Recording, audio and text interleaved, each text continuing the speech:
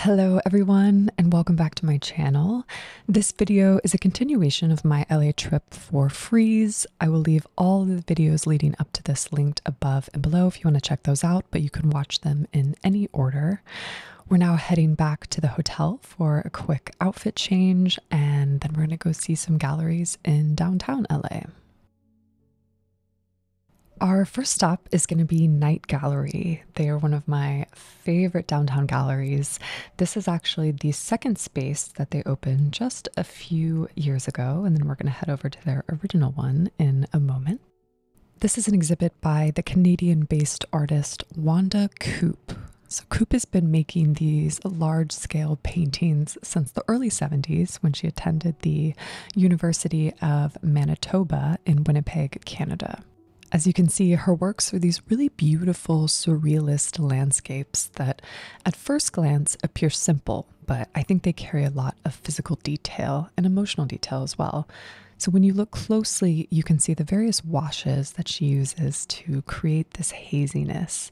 But there's also this emotional heaviness to them, because although you don't see people, you definitely see humanity's imprint on nature and the traces of how we inhabit various places, many times in dangerous and toxic ways.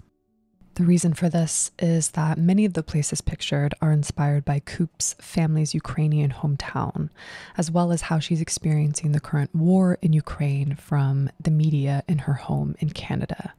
So this is why we see reoccurring motifs of satellites and the moon. They represent how we send and receive information globally.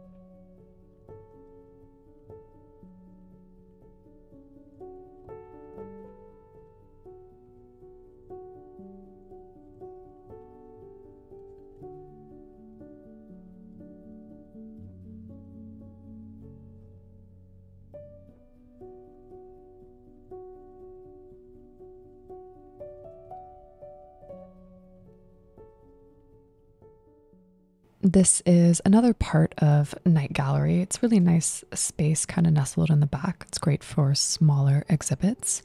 And this is an exhibit by the Rio de Janeiro based artist Barrão.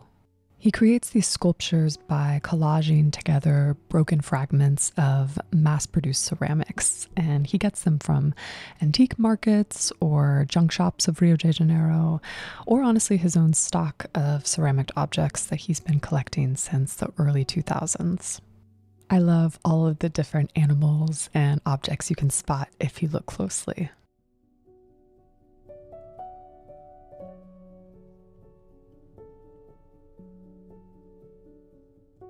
There's also an important spiritual process that Barrão undergoes when breaking the objects and then reassembling them. He sees it as, quote, saving these objects from a fate of obsolescence, that he's freeing each element from its, quote, practical use or representation.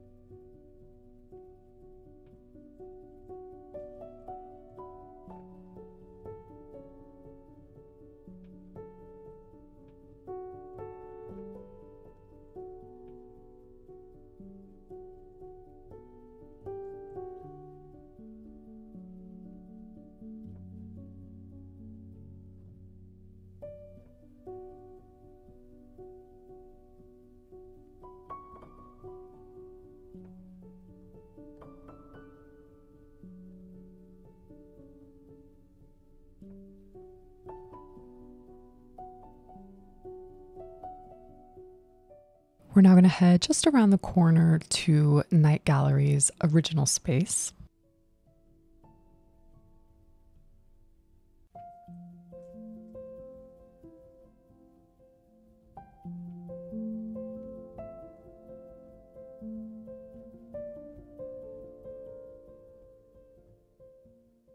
This is an exhibit of paintings by Ben Tong that are inspired by the California light, especially just before nightfall. And the title of the show is The Violet Hour, which is referencing this really special time of day. I think he's captured something that, in my opinion, is very hard to capture well, and that's the multidimensional aspect of light and how it changes depending on so many different variables, the time of day, but also the setting that you're in and even the materials that you're surrounded by. And he's done this by using a variety of unconventional materials such as rags or even a massage gun to get this blurred effect.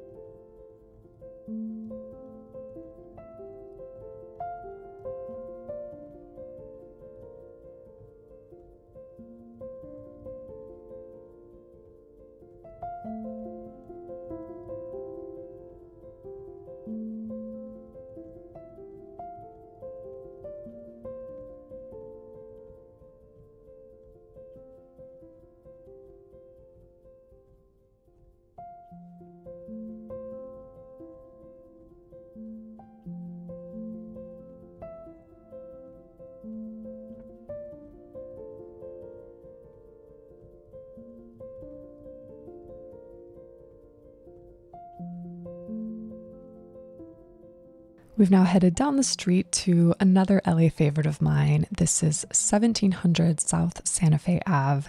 This is actually an old tire factory that was then converted into commercial spaces, which, to be honest, I think are mostly galleries at this point, although there are a few random businesses sprinkled in here.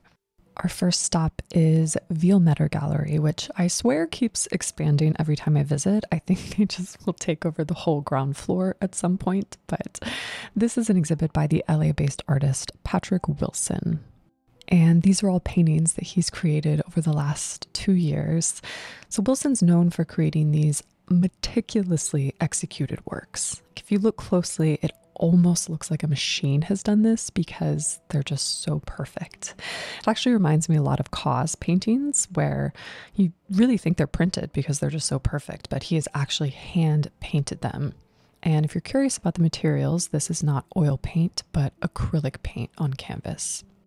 Overall, these works show an evolution in Wilson's practice.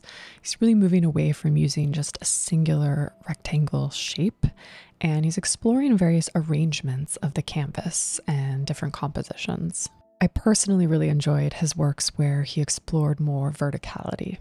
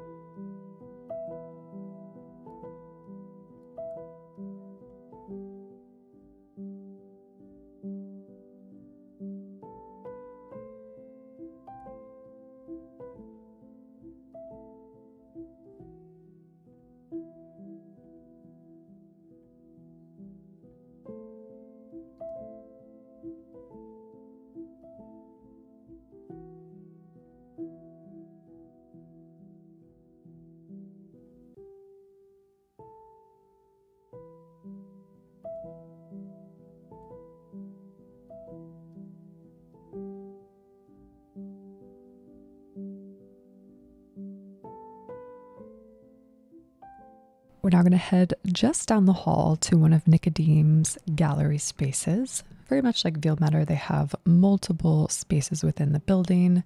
And this is a show by Tali Lennox, who, if that name sounds familiar to you, it should, because she is the daughter of Annie Lennox. The show is called Tremors, and it's all about, quote, exploring the pleasure of submitting to the chaos and the power of nature. So I think Lennox really captures modern day romanticism. And romanticism is, if you're not familiar with in art history, a cultural movement that emerged in the late 18th century as a response to the Enlightenment, which was all about rationalism and order. Whereas romanticism is all about emotion and imagination and individualism. Nature was very much a central theme in romantic art, and it was viewed as a source of inspiration and beauty and awe. And I see similar things taking place here in Lennox's art, with volcanoes and mountains and forests really serving as this majestic backdrop. The volcanoes specifically were inspired by two 18th century paintings of Mount Vesuvius that Annie Lennox gave her daughter. And I'll read what Tali says about them and their significance herself. She says, quote, "My mom found those paintings ages ago. She loves little treasures and antiques and collecting bits and trinkets. They're nothing fancy, but quite beautiful. Two paintings have the same view of the volcano in the distance, beginning to smoke, and with the boats in the water and a faint moon.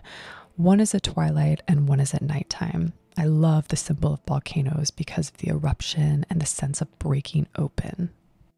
Another source of inspiration for Lennox is something that I'm going to butcher, but I will try.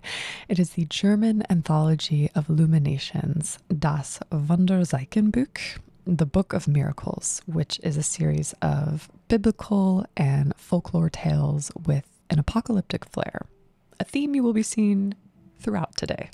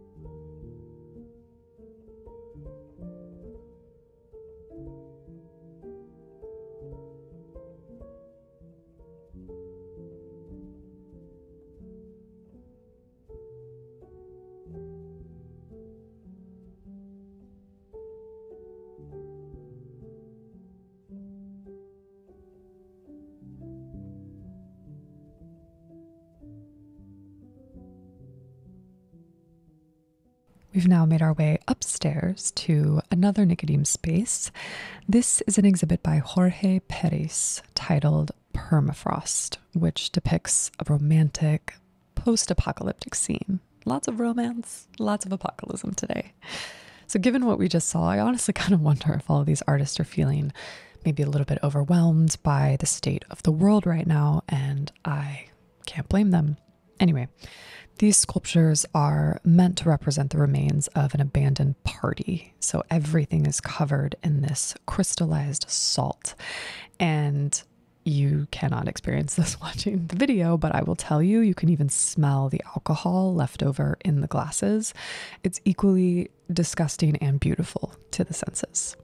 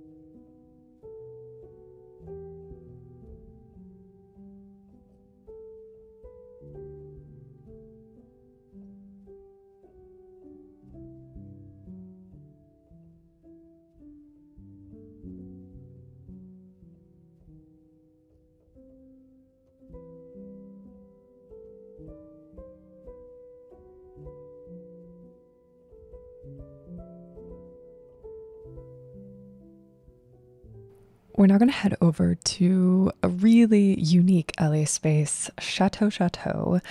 It can be a little tricky to find, but it is worth it once you do, and the views of downtown LA are stunning. This is an exhibit of works by the Brooklyn-based artist Olivia van Kuiken, and the show is titled Vielmetter, which comes from the main inspiration for the show. So the show is roughly inspired by Unica Zuurn's 1968 novel, The Trumpets of Jericho, which explores the themes of surrealism, madness, and the unconscious, in which Vielmetter is a key fictional character.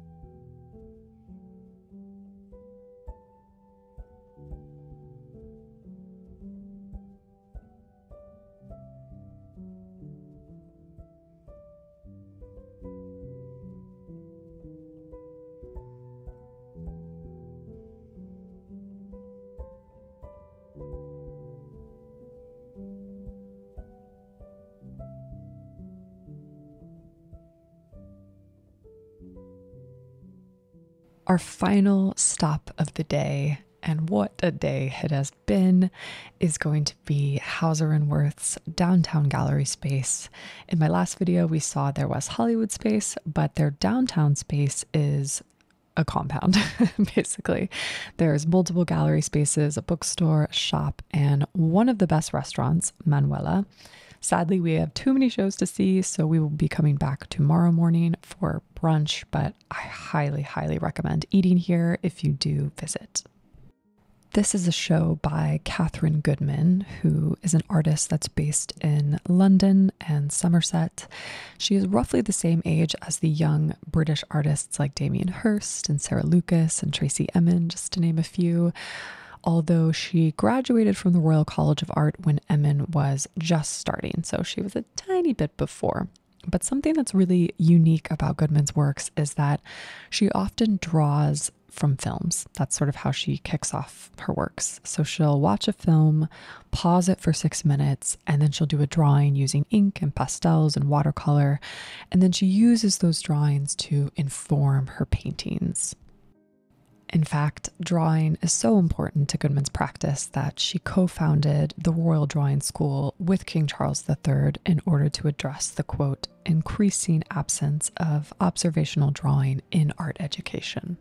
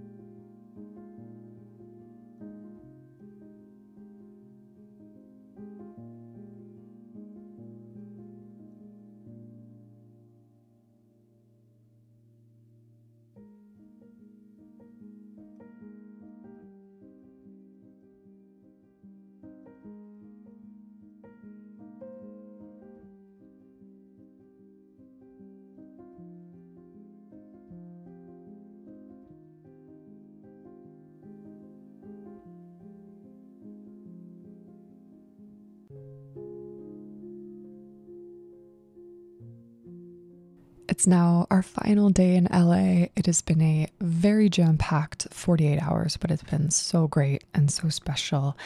We're going to head back to Hauser and Wirth and maybe a gallery or two after brunch, depending on what's open on this Sunday.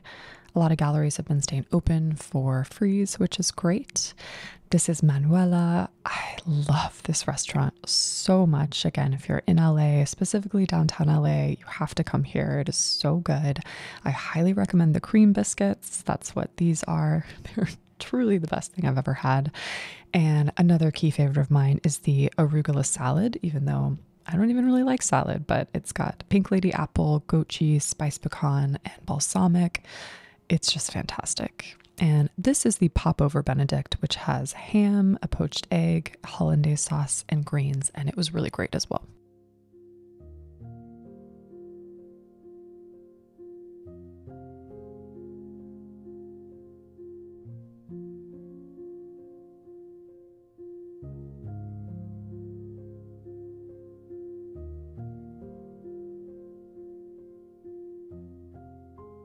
So it turns out all the galleries in East Hollywood were closed, unfortunately, except for Clearing. So thank you, Clearing.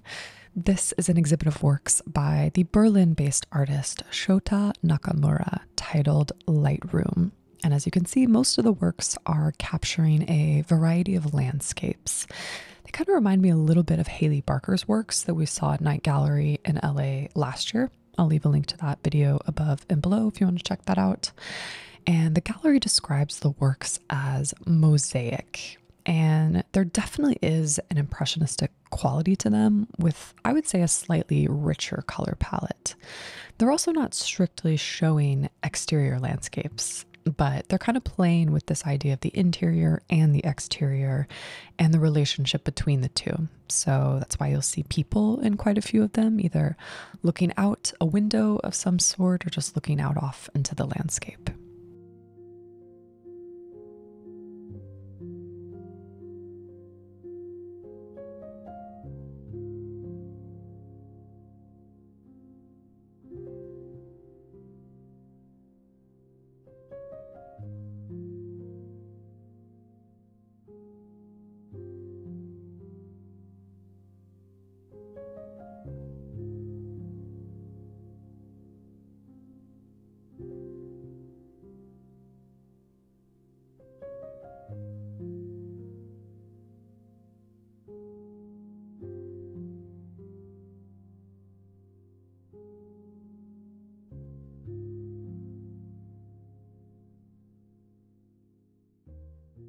And that is all from this strange and rainy trip to LA. It's literally raining on me as I speak. Not that you can tell, but I hope you enjoyed this little glimpse into the LA art scene. And also, if you're not subscribed, please consider doing so. I've got a few really fantastic trips queued up before summer. I will be at Chicago Expo in April, and I will be at Market Art Fair in Stockholm in May. So stay tuned for that, and I will see you all in my next video.